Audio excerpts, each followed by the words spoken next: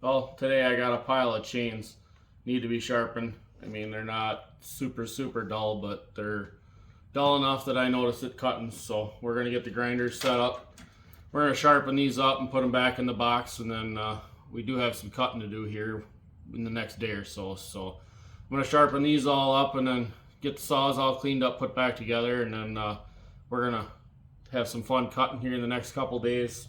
I do have a fun idea of something I'm going to do. I'm going to try with one of my other saws. We'll see what the difference is when we get to doing that. But I'm going to get the chains sharpened up so that way we're all set and ready to cut.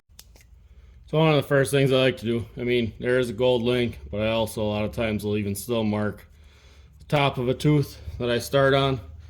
That gives me a reference to, like when I'm pulling them out of the box, if I see the black mark on the tooth by the link, then I know it's recently sharpened and it hasn't been used. All I have in my boxes for telling when they're dull is just a cardboard tag that says it's dull. So we're gonna get these sharpened up and we're gonna have some fun. And just bringing it down, lining it up, it looks like it's pretty close because I'm thinking this chain's the last one I had on here and sharpened. So I guess we're gonna fire her up and see.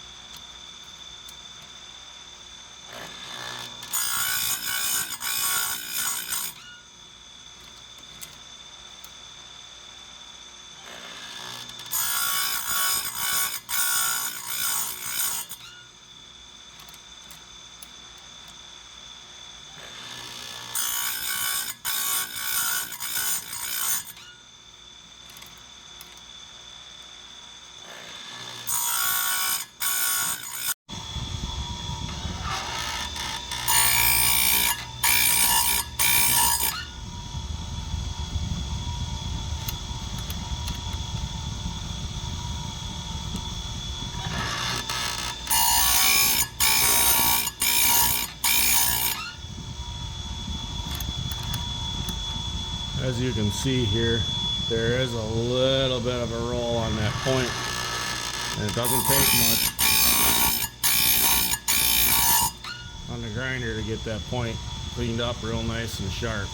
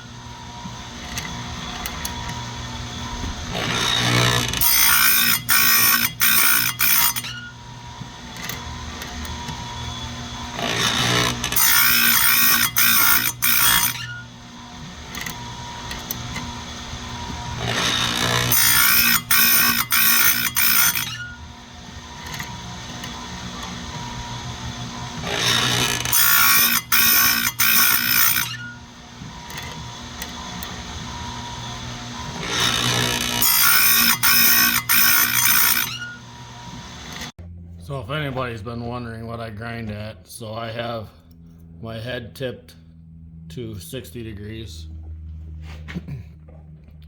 I run 25 degrees, plus I also have this tipped back the 10 degrees, and then my wheel, if I can find it in the camera, is dressed so that the bottom of the wheel is flat this way, which is in line with flat with the rail.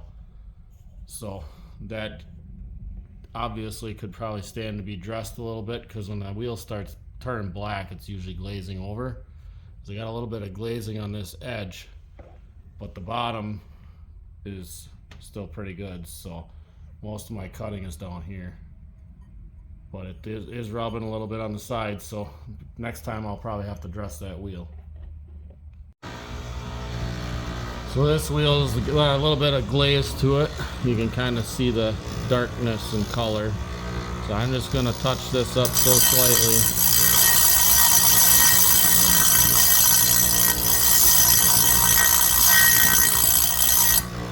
And that cleans it up to a nice pink color of the wheel. It's not all black, so that'll help when you're grinding that it's not burning.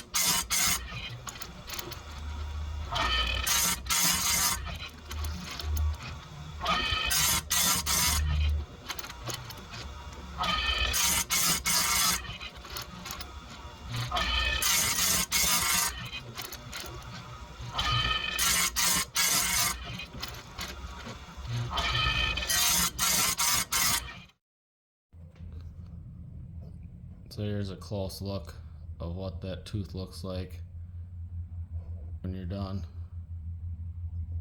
Now it will leave a little bit of a grinding burr on the back, but if you scratch it with your fingernail, it rolls right off. So I've usually always found that I usually just leave it on there. Usually the first cut I make in a piece of wood, it usually takes that burr right off of there. So that's how they look.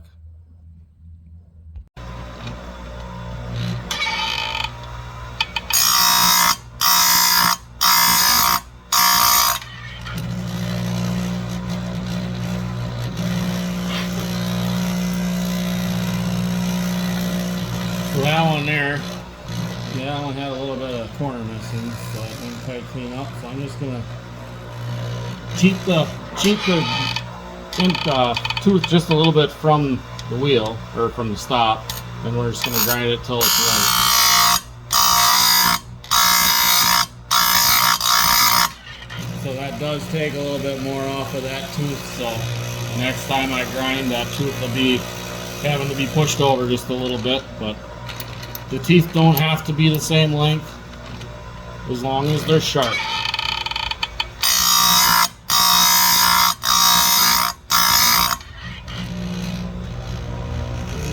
Looks like that one must have hit whatever the other one did, so we're just going to give it a little bit of cheating away from the stop, and it'll be good.